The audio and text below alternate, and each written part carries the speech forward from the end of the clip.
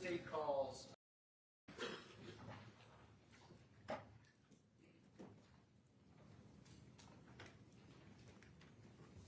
Do you solemnly swear or affirm to tell the truth, the whole truth, and nothing but the truth, so help you God? I do.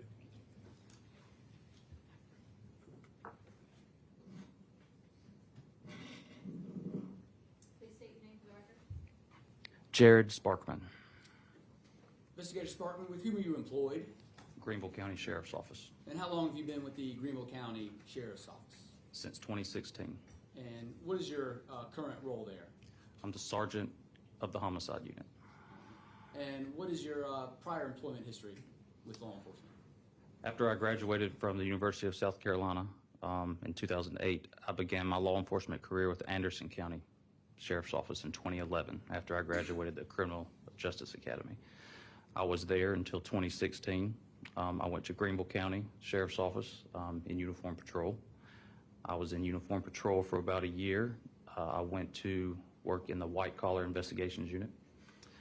From there, I was promoted to the rank of Master Deputy in the armed robbery unit. I was there for a period of time, and then in 2020, I went to the Homicide unit. I was there until 2023. I got promoted to the rank of Sergeant. I went back to uniform patrol. I was there for a few months until a sergeant position came open in Homicide, and that's where I currently am. I have attended multiple advanced homicide classes. There's a 2-week class that the University of Louisville puts on that's a very prestigious class. Multiple other week-long classes for homicide investigations, along with other advanced week-long classes such as shooting reconstruction, interview and interrogation, classes like that. And are you the one of the lead detectives or investigators in this case? Yes, sir. And how did you become the lead in this particular case?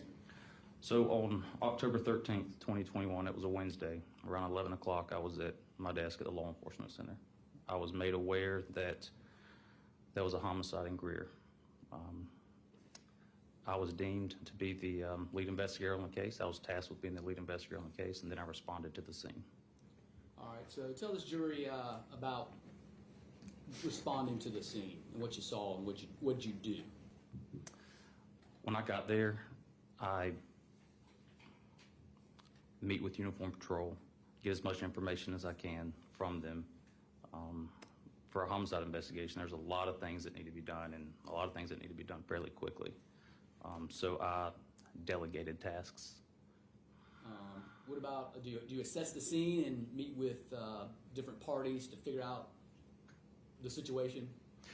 Yes, sir. So one of the people that was on scene was Bradley Post. I know Bradley Post arrived in a small red Mercedes sports car. I was advised that he found his fiancee, Christina Parcell, deceased in the house. And then Mr. Post then went back to the Law Enforcement Center to be interviewed while I remained on scene. And are you gathering sort of background information about the victim and the residents of everyone who's living there? Yes. That house was lived in by Christina Parcell and her sister Tina, along with Christina's daughter Ida. I know that doing some other background investigations at that house that there was priors for harassment and stalking that Ms. Parcell had filed a complaint on. And do you then start deciding how you're going to attack the case? Yes. So, like I said, we delegate tasks. One of the first things that I like to do that's important because it's time sensitive is capture cameras. I asked Investigator Stokes to canvass the neighborhood to look for any ring cameras, talk to any witnesses. A lot of times those ring cameras, or whatever cameras they are, if they're recording for nonstop, the data, the information, the footage that I need may not be there by the time I need it. So that's a time sensitive matter. All right. And did y'all start looking for ring cameras and those kind of things? Yes, sir. And were you delegating those out? I was. All right. Were one of your leads to an individual named Alex Fields? Yes, sir. And did you talk with him about any relationship to this case? I did. All right. And was it standard policy for you when you talk to somebody at this early in the stage, would you take a DNA sample of them? Yes, at this point, we didn't have a lead. We didn't have a good lead. So anybody that we come in contact with that we feel like has a connection, we'll get a DNA sample. I'm going to show you what's marked as State's Exhibit 181 and ask you if you can identify that.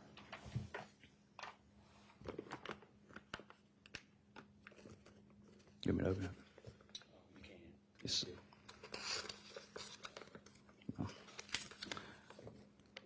This is still sealed, but I know that inside of this is the buccal swab that I got from Alex Fields. So you did take his buccal swab? I took it myself, yes, sir.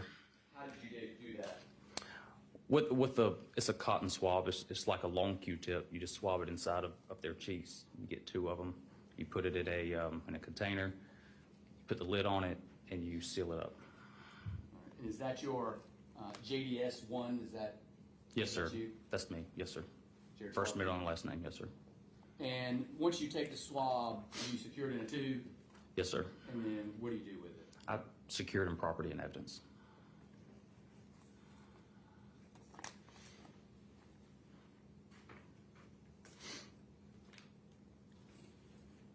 So, y'all are out the scene. You're looking for any leads that you can possibly get. What's your first big break? Investigator Stokes comes to me. I'm speaking with Christina's sister, Tina, in my vehicle. He comes to me and says, we got some footage from right across the street at 121 Canebrake, which y'all seen.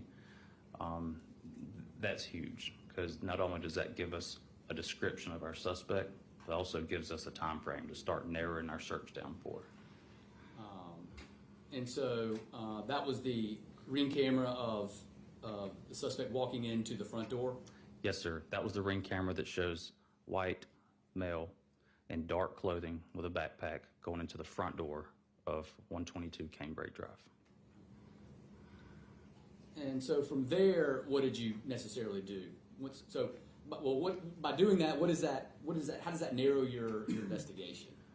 Well, we know that at that time, at 9:15 in the morning, we know that's when our suspect goes in. So we focus. We start at 9:15. We work our way out. We work forwards and backwards to try to get any video that we can find of the suspect entering the area, leaving the area, how he got there, things like that. All right. So when was the first time you ever heard the name Zach Hughes? First time I ever heard that name was October 22nd, 2021, when we were speaking with Michael Manigault in the interview room. So that was your first lead towards him. Yes, sir. And up until that time, what have y'all been doing? We've been interviewing and in as many people as we could that we feel like had information for this case. People that had connections to Mr. Melo, people that had that knew Tina, that knew Christina, just that knew everybody. We didn't have much to go on other than that ring camera, so we were just talking to as many people as we could. Now, you spoke to Mr. Manigault. Did you take his DNA sample? Not you personally, but was his DNA taken? His DNA was taken, yes, sir. Yeah, I think it was taken by Master Deputy Wolf. I believe so. Did you take his phone? Yes, sir. And did you send that over to be downloaded and reviewed? We did. So was it sort of normal protocol to take DNA samples and phones from individuals that may be potentially related to this case? Yes, sir. There was a connection with Mr. Manigault and Mr. Melo, and obviously we know Mr. Melo was going through this heated child custody battle. And we didn't have much to go on. We were still grinding away. So we just want to get as much information as we can, and if we don't need it, we don't need it, but at least we have it. And so was your next big break was the flock camera? Yes, sir. When we were speaking with Mr. Manigault, Investigator Wolf, who spoke to y'all earlier, he went and did some research on Mr. Hughes and did some research, found his truck, found him on a flock camera, as you saw, the day of the murder, with that bicycle. in the back of his truck. And that was the only day that that bicycle was in the back of that truck. So is that when y'all were able to get a warrant for 200 Tyndall? Yes, sir. Was that the residence of Zach Hughes? Yes, sir. All right. And at 200 Tyndall, is that the first time y'all really laid eyes on Zach Hughes? Yes, sir. All right. And were you able to seize his phone? We did. Okay. And what do you do when you seize these phones? I know there's multiple phones. For example, you obviously seized and took the victim's phone. Yes, sir. Christina Parcells. Yes, sir. So with Zach Hughes' phone, what do you do with it? We take it and we get a search warrant for it, and we send it to our unit that does data extractions on cell phones, and they get as much information off of that cell phone as they can. And now, once those downloads are produced and put in that, I think Jim Perry talked about Cellbrite Reader, and I think we spent a lot of time looking at Cellbrite Reader just a moment ago. Do you review that with the experts on the phone side, or y'all coordinate with that information that you derive from that phone? Yes, sir. We review it. I'll review it on my own. I'll review it with them because they're more familiar with that process. So we do it together. Okay. And what are you looking for inside those phones?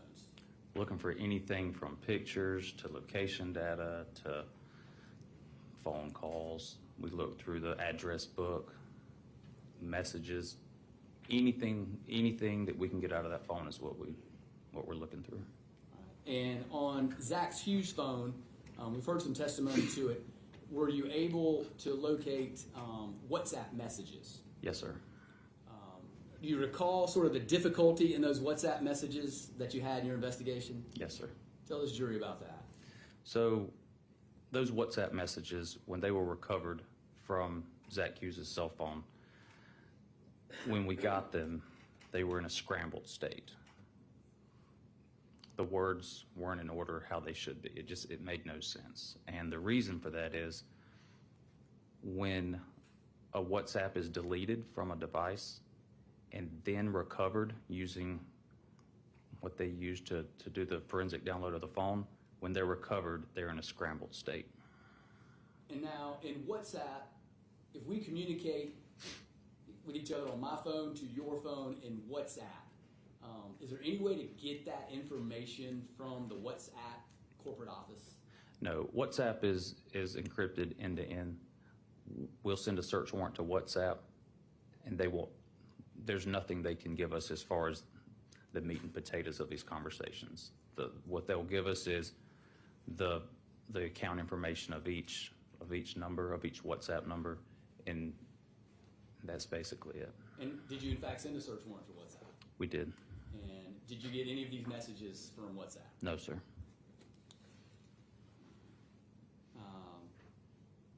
Now, did you review all of those WhatsApps? Yes, sir.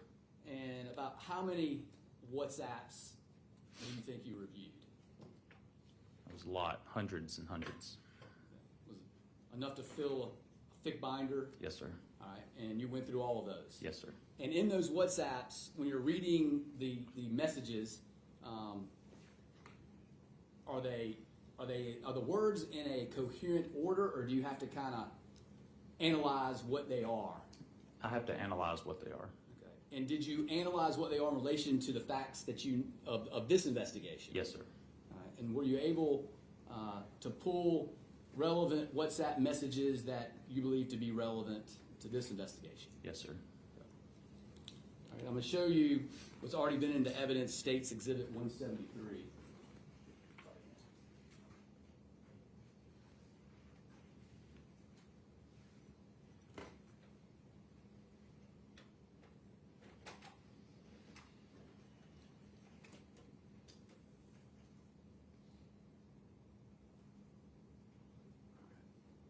So what is State's Exhibit 173? This is the first page of the report that was extracted from Zach Hughes' cell phone. And it shows a WhatsApp conversation, and this conversation is between Zach Hughes and John Melo. And so would this be the first WhatsApp communication between those two individuals Yes. that you recovered on That we recovered, yes, sir. All right. And what's the date of that? December 7th of 2020. Is that October 7th? I'm sorry, October 7th, 2020. There you go. Is that better? Yes. And so it says instant messages, and up there, what's that number right there? 1,769. And what does this say right here? That says Scrambled. And is this date accurate right here? I mean, the time in which it was sent accurate? Yes, sir. How do you know that? I know that when Cellbrite provides the report, they automatically adjust the time to make it correct. So it's in Eastern Standard They Time. go from, they convert it, I guess is a better way to put it, convert it from UTC to Eastern Standard Time. All right, and so this first message from Zach, and I'm assuming that's Zach up there. Yes, this report, it pulled a picture of Zach Hughes, and also when we got the return back from WhatsApp, it did give us that picture as his profile picture. It's his picture, it has his telephone number that ends in 0020, says Zachary Hughes owner. And so what is this first message on October 7th, 2020 at 11:40 a.m.? It says, "It's John Zach." So when we're talking about Scrambled, is this an easy sort of example of the scramble?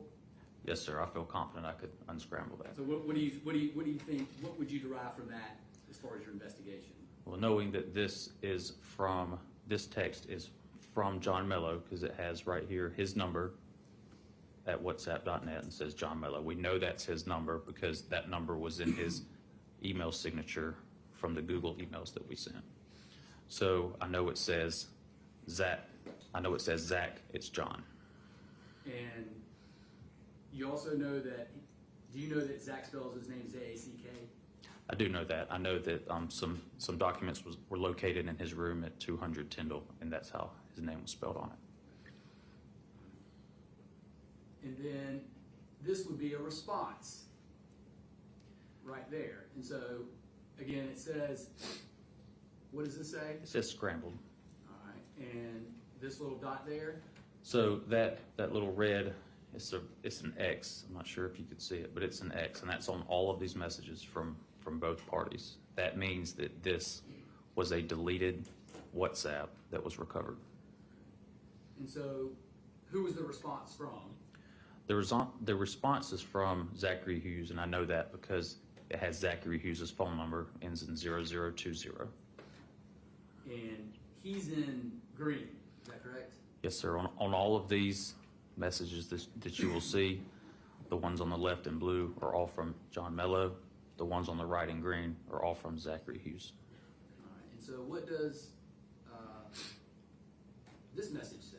I'm going to read it as is. It reads, "Is on it other the my man how side." And I interpret- in your interpretation of that, this is your interpretation in relation to your investigation, correct? Yes, sir. I interpret that as how's it going on the other side, something to that extent. And I believe I know that because I know that at this time, Mr. Melo was on the other side of the Atlantic Ocean in Italy. Mr. Hughes was in the United States.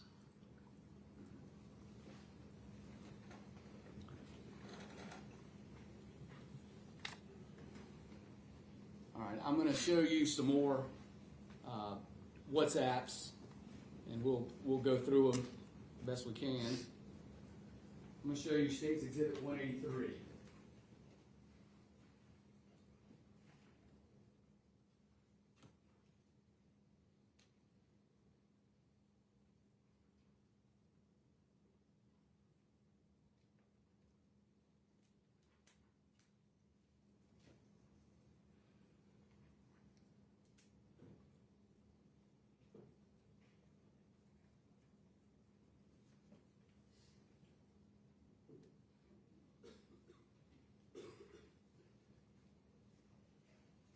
Show you States Exhibit 183.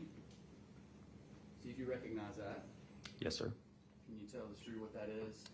This is a printout of some more WhatsApp messages between John Melo and Zach Hughes from April the 16th of 2021 to April the 17th of 2021. Your Honor, State moves Exhibit 183 into evidence. Without objection. Without objection. All right, you said the dates are April 16th, 2021. Put us in context of what's going on in this particular case in April of 2021.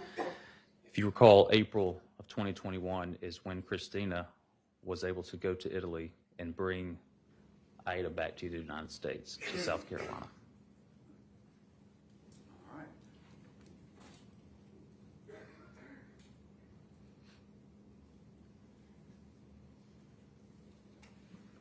So there is the first message, and it's in blue. So who's it from? This is from John Melo. All right, and what does that message say? Up in WhatsApp, you was setting sorry. In relation to this investigation, do you have any significant interpretation of that? It says WhatsApp in there. WhatsApp. So you derive. It's talking about WhatsApp. It's talking about this application. And then the next one is, what's the date of that one? The date is 4/17, April 17th, 2021. At what time? It's at 6:55 a.m. And? This is from John Melo. It says, secret phone number, got I dude, private Christina's. All right. So how did you interpret that in relation to this investigation? I interpret that as, dude, I've got Christina's private number. And then what looks like 2 minutes later, what's the date on that? The same date, April 17th, 21 at 6:57 a.m. All right. And what does that one say? This is a message from John Melo. It says, harass shit of her 5142, we can the 864 out 483. So how did you interpret that in relation to this case? I believe he's providing Christina's phone number, which I know ends in 5142. He's saying, harass the shit out of her.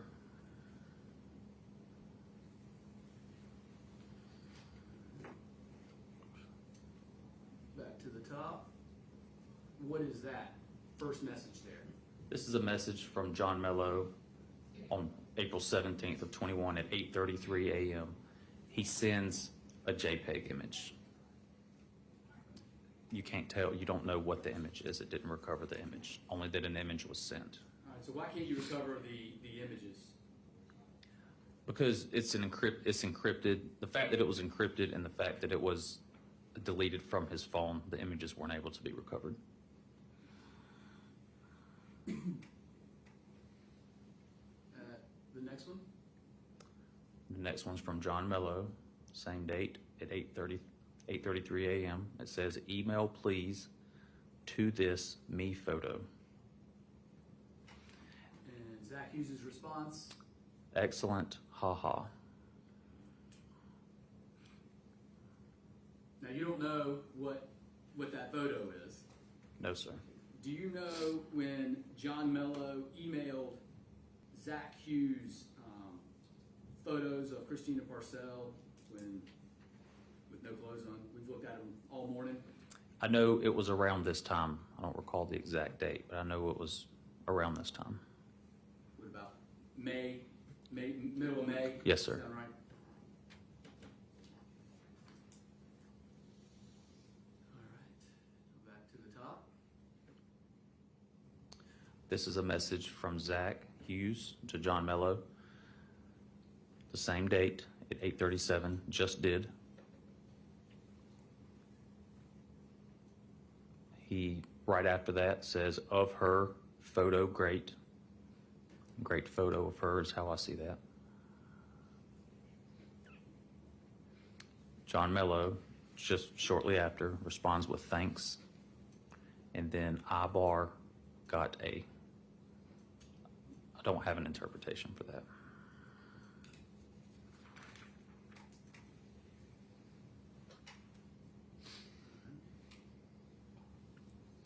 This is also on April 17th of 21 at 8:38.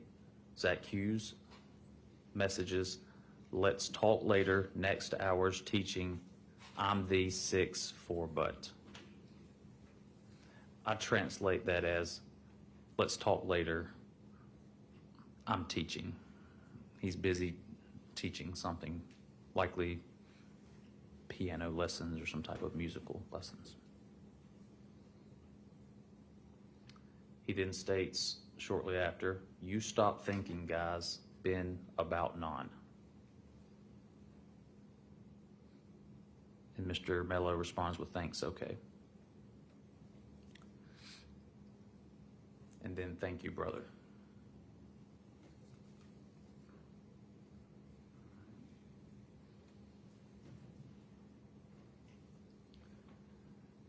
This message is from John Melo, April 17th of 21 at 8:39.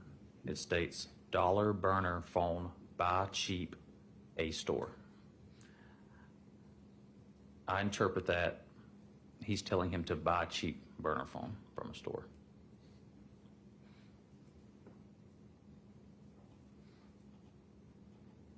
He then states, "Haha, something else, no for." And then he states, "Message, ignore that last," shortly after. Then Mr. Melo again states, "Burner pay, get, will, I, a, but." What do you interpret that as? It looks like he's saying he'll pay for the burner phone.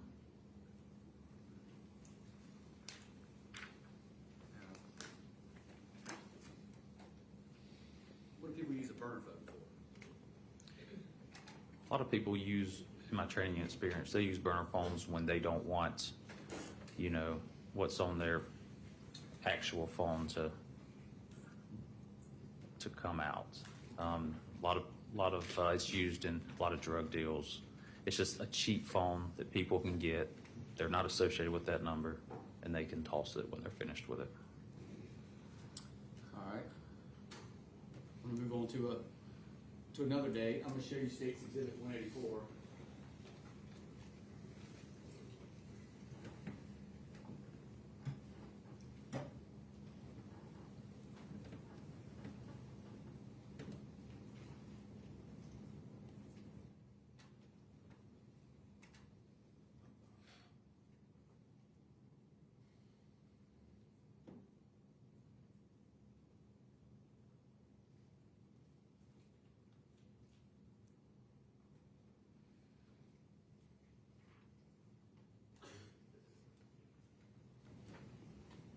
Two States 184. You recognize that? Yes, sir. Are those the WhatsApp messages that we reviewed, that we've been discussing? These are still the WhatsApp messages in this same report from May the 15th of 2021 to May the 20th of 2021. All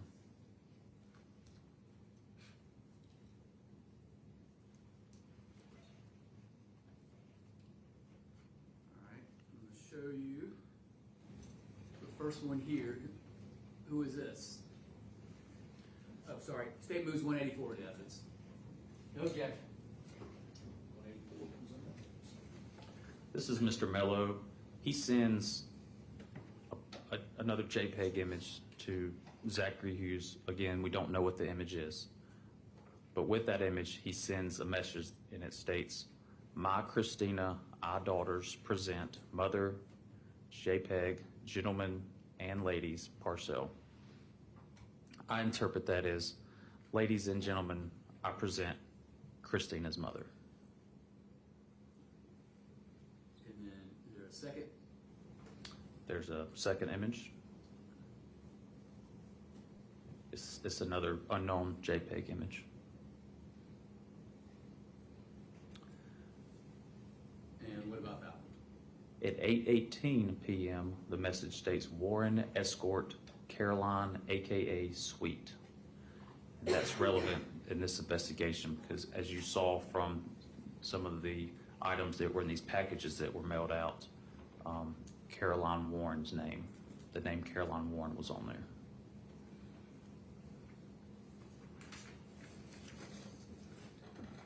So those were the items that were in the packages. Yes, sir.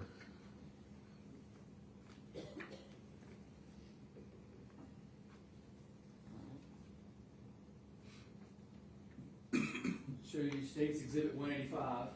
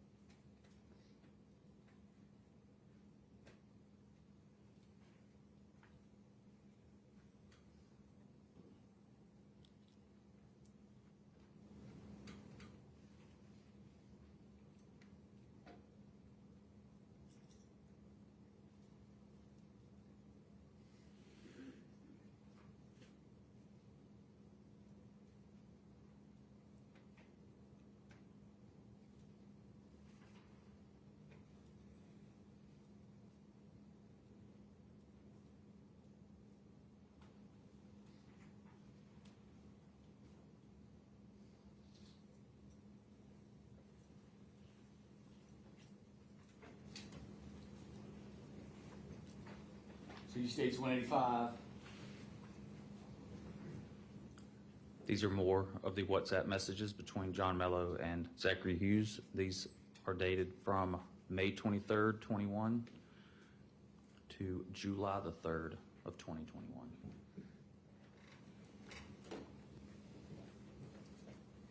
State moves 185 into evidence. Without objection. Objection. And we'll start at the top with the date.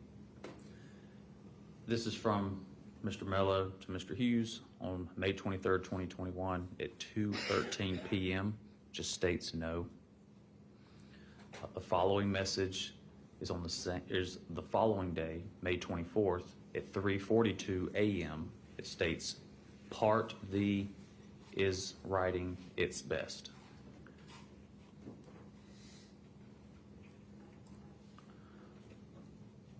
A few hours later at 8:15, Melo states, Listen should make that you from today, Greenville, thinking I'm.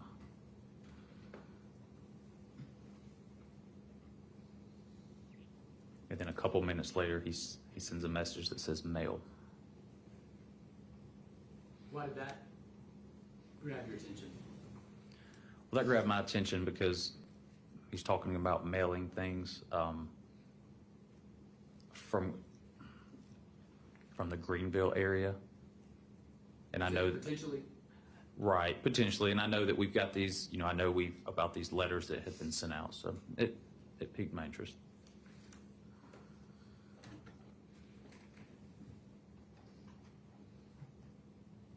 Melo states on the same date at 8:17 a.m. an outside mailbox. And then does Zach Hughes respond? Yes, sir. Zach Hughes responds at 8:18 a.m., says, all right. He follows that up with a message, and it reads, I'm riding bike my way that. I interpret that as I'm riding my bike that way. And then right after that, he states, the message says, B want camera on truck. The truck won't be on camera.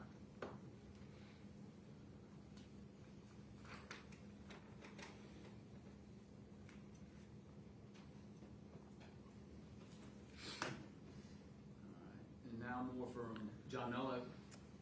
John Melo at 8:19 a.m., still on the 24th of May. This message reads, Charlotte Post, be your day outs info flight mailed from in would same mark the is Charlotte.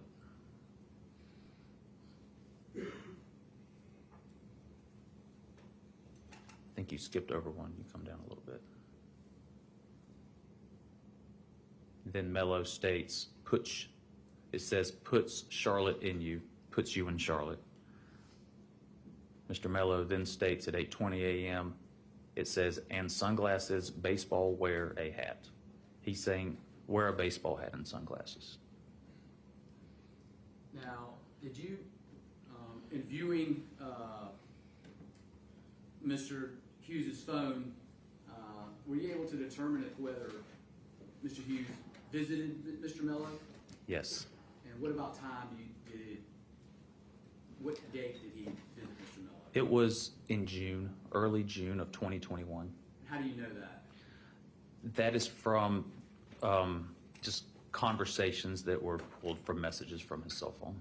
Was there also a video on Zach's phone, Hughes, that you? Yes, a video was pulled from Zach Hughes' cell phone, and it was a FaceTime. It was a recording of a FaceTime between John Melo and Aida Melo. And who was doing the recording of the FaceTime?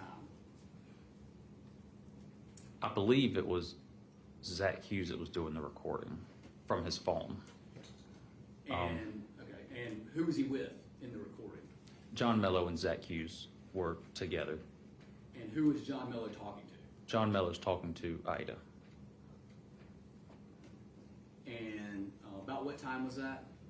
That was May 31st, 2021. And was John Melo in Italy? John Melo was in Italy. Therefore, Zach was in Italy. All right. And then finally,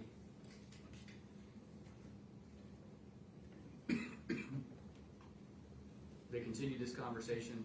Yes, sir. They continue at 8:20 a.m. John Melo's, the message says, a misspelling of phone, lobby your into or Poinsett on go, the hotel upstairs, down, sit, and play. I believe he's saying go to the Poinsett Hotel and sit down upstairs and play, likely the piano, because that's what his background is in.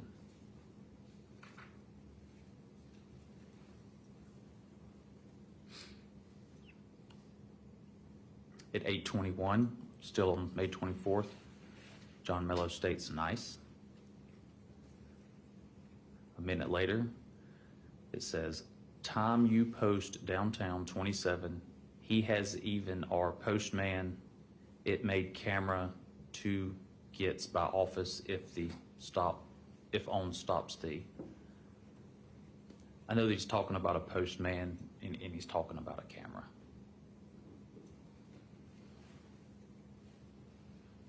He then states, from come it anywhere would. I look at that and see it could come from anywhere. And then what does Zach Hughes say? At 8:24 a.m., it states, bought gray baseball yesterday, a nondescript cap. So as far as your investigation is concerned, how did you interpret that? With these last few messages, they're obviously trying to conceal identity, trying to keep out of view of cameras that may be nearby.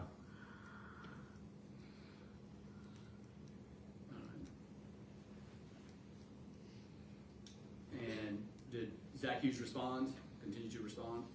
At 8:24, it states from Zach Hughes, drop just my ride in a box, in an box, it, I'll, and somewhere outside bike. So what is your interpretation of that? He's talking about riding his bike somewhere and dropping something in a box outside. And what does he say? Then states, good point.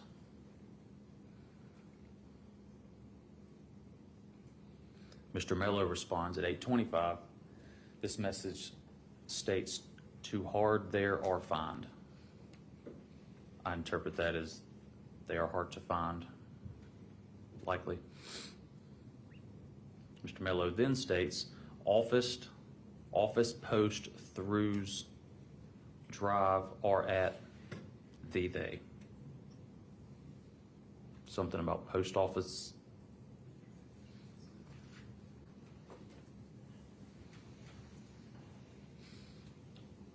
And these are all for Mr. Melo? Yes, sir. We're still in blue. Mr. Mello at 8:26.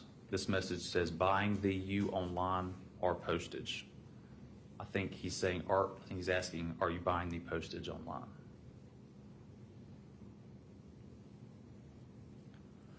Then says, this message states, just that by UA, but B are heavy, will, Shramo, easy letters.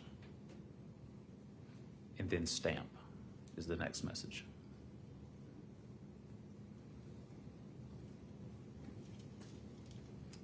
The following message is 8:27 from Mr. Mello. And Staples postage, it can sell, I think, way. Now, earlier Zach Hughes referred to riding a bike to drop it off. Yes, sir. Is that important in this case? I think it's extremely important. We obviously saw video of our suspect leaving the scene on a bicycle.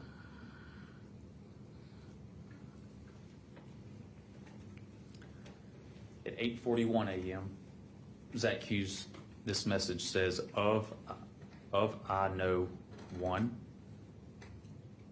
Then the next message is good thought.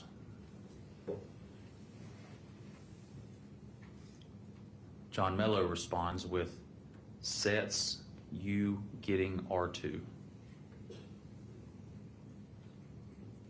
It looks like he's asking, are you getting 2 sets? And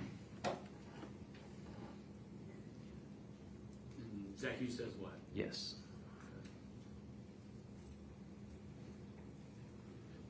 Zach Hughes, we're at 9:04 a.m. now.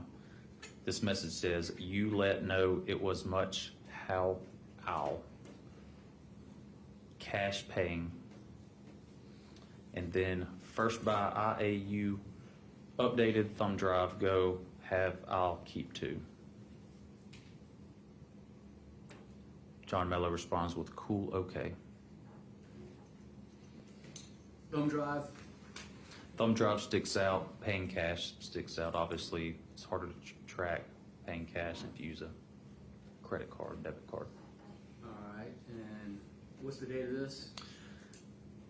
We're May 24th of 21. This is at 9:07 a.m. It's the next message John Mello sends, and it says, to ruin going their weekend. Going to ruin their weekend. Who do you think there is referring to? I think there is referring to Miss Parcell and everybody that received those letters.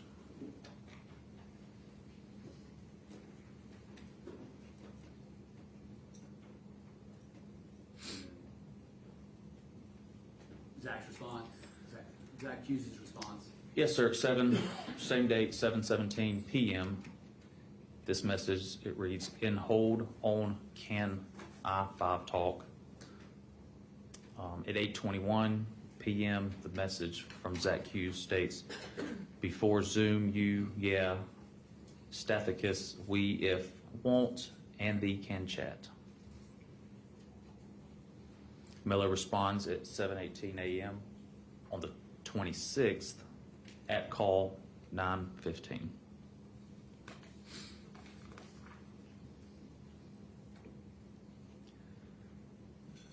And we are at July the 3rd of 21. This is 1:09. Zach Hughes responds with, headed Marina, friends, I'm with to thee. John Mello responds at 1:09 p.m. on July the 3rd. 1 minute call. Which is probably... Call in 1 minute.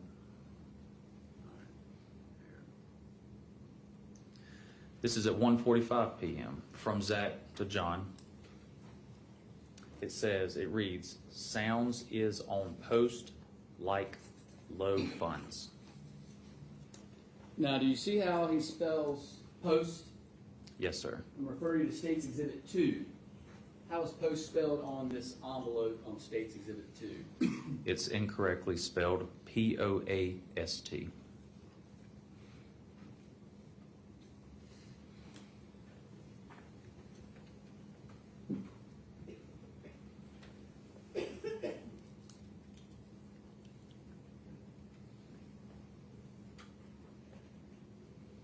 And what was the other response? From Zach, it states could from benefit as well, check blank A. Could benefit from a blank check, how I look at it.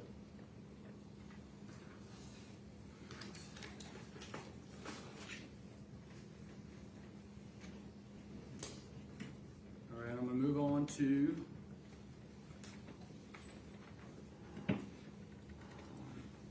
October 12th. Some more WhatsApps.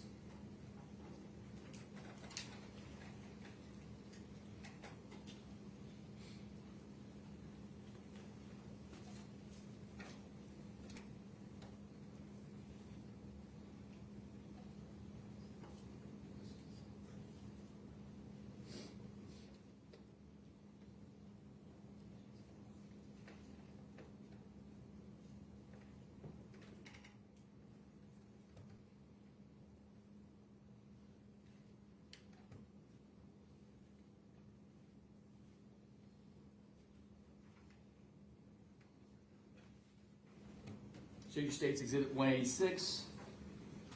These additional WhatsApps, just like the ones we were reviewing. Yes, sir. Start date on those. Start date on this is October 12th, 2021. State moves 186 into evidence. No objection. Objection, 186 comes into evidence.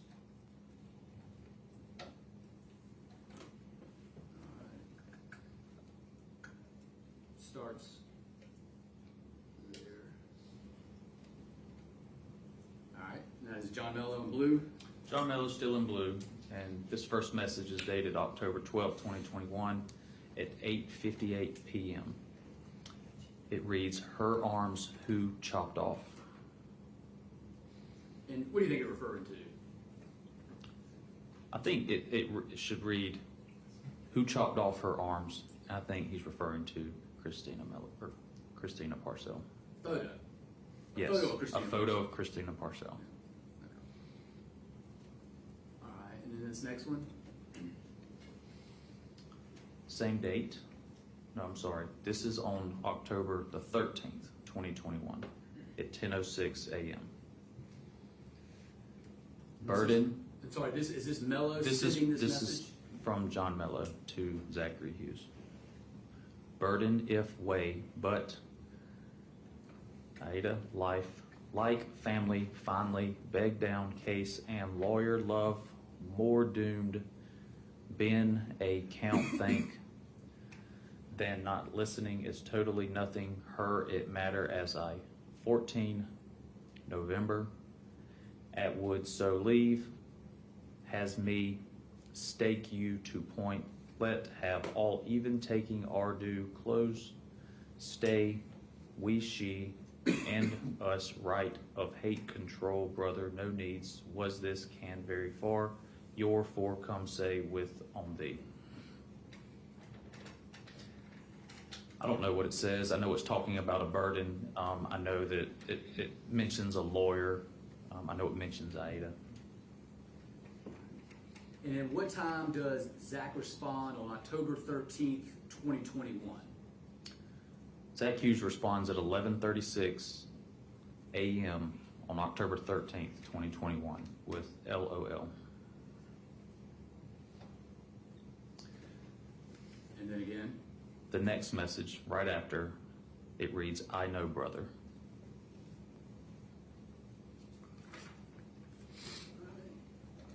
Going to, what's the date? We're still on October 13th, 21 At what time? 11:36 a.m. And that's current time, that's local time, right? That's local time. Zach Hughes' message states, let's talk in a bit.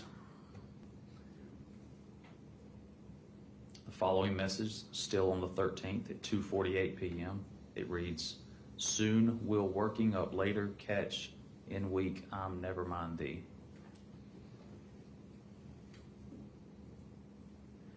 John Melo responds on October 13th, 21 at 2:49 p.m. And it reads, asleep till fell I was 5-man Saudi Jub. And then Zach Hughes responds. At 2:50 p.m. No worries, man.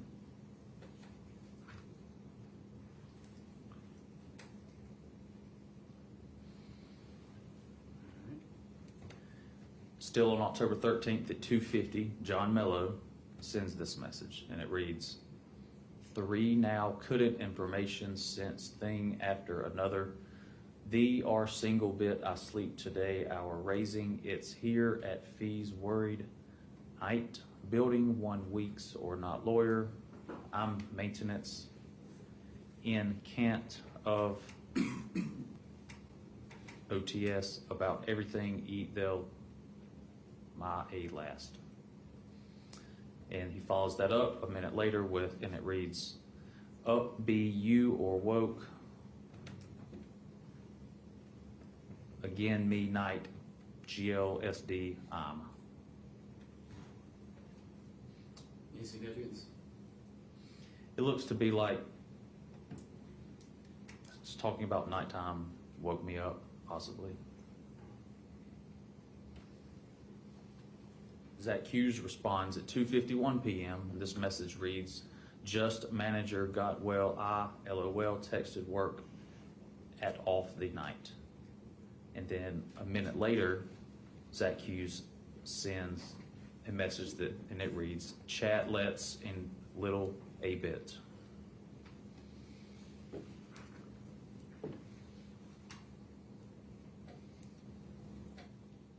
And then October 13th, 2021 at 2:52 p.m., John Melo sends Zach Hughes a message, and this, it reads, that did research on music, how go? and that's October 13th, 2021. Yes, sir. And what did he respond? At 2:53 p.m., the message reads, phone over, tell you good, the I'll. And how do you interpret that? Good, I'll tell you over the phone.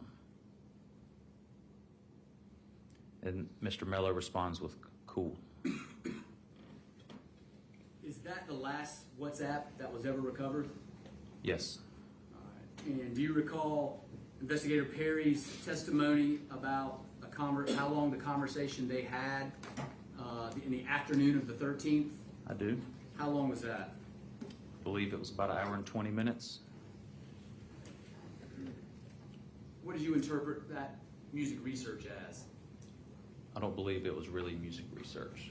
I believe John Melo sent a message to Zach Hughes in code. His interpretation of what that means. What's the statement?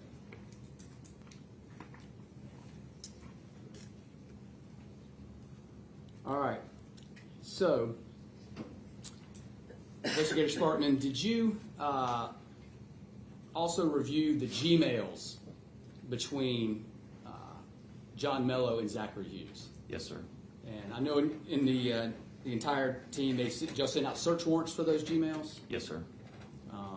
And as far as numbers of Gmails from John Mello's email address and Zach Hughes' email address, how many emails do you think you received between the two of those?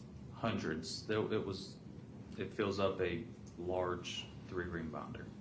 All right. So did you cull it down to emails just between John Melo and Zach Hughes? Yes, sir.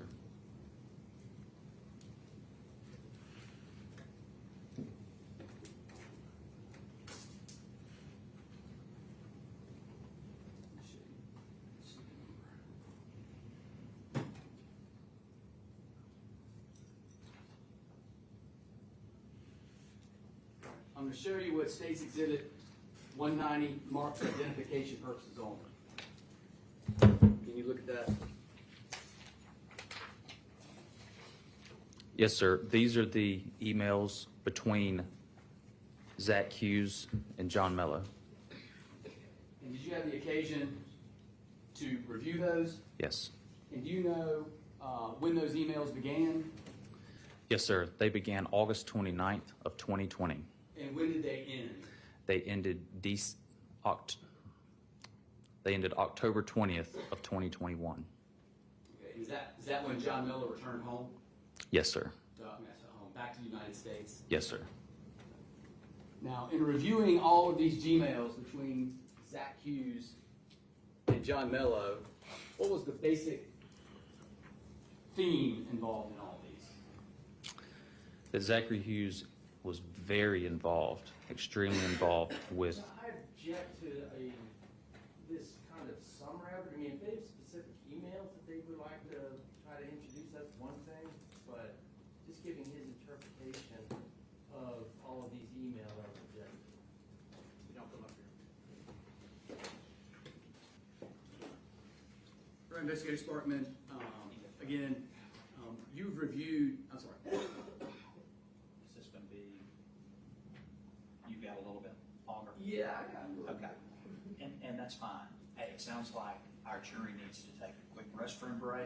I don't normally like to do that mid-testimony, but I also want to take care of my jury.